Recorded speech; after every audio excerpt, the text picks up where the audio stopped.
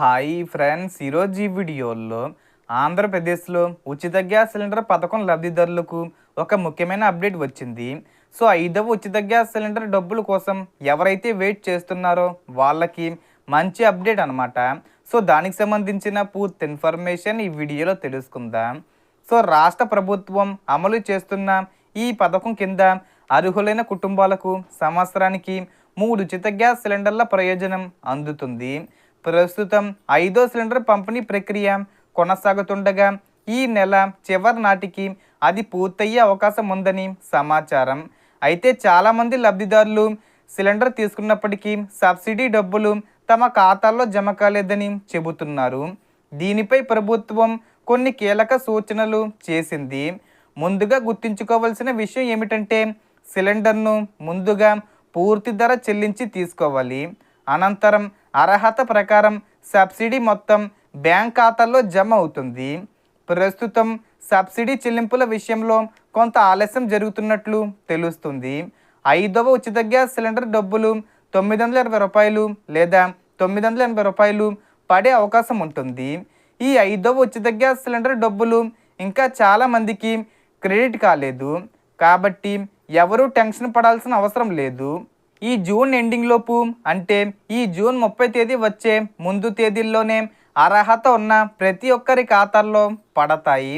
ప్రభుత్వం తెలిపిన వివరాల ప్రకారం గతంలో నేరుగా ఖాతాల్లో డబ్బులు జమ చేయగా ఇప్పుడు వివిధ కార్పొరేషన్ల ద్వారా చెల్లింపులు జరుగుతున్నందున కొంత సమయం పడుతుంది.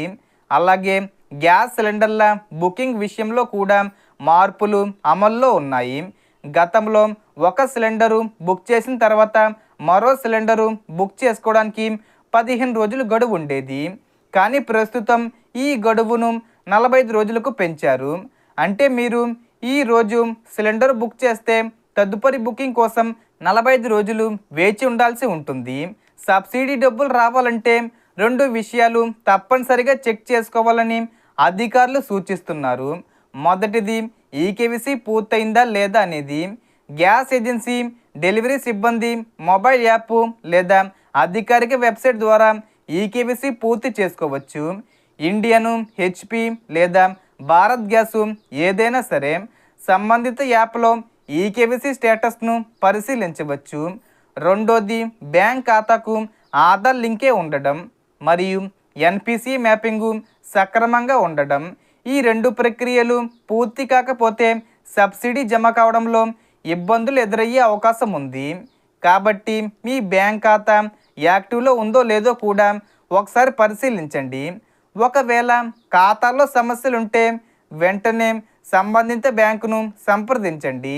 ప్రస్తుతం 5వ సిలిండరు బుక్ చేసుకున్న చాలామందికి సబ్సిడీ డబ్బులు ఇంకా జమ కాలేదని సమాచారం ఉన్నప్పటికీ ప్రభుత్వం త్వరలోనే చెల్లింపులు ప్రారంభించే అవకాశం ఉందని చెబుతుంది.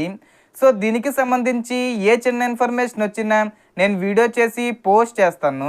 ఆ యొక్క అప్డేట్స్ మీరు మిస్ కాకుండా ఉండాలంటే వెంటనే మన ఛానల్ని సబ్స్క్రైబ్ చేసుకోండి. సో మనకు వచ్చిన ఇన్ఫర్మేషన్ ఫ్రెండ్స్, మీకు ఈ వీడియో నచ్చితే లైక్ చేయండి, షేర్ చేయండి అండ్ సబ్స్క్రైబ్ చేసుకోండి. Thanks for watching.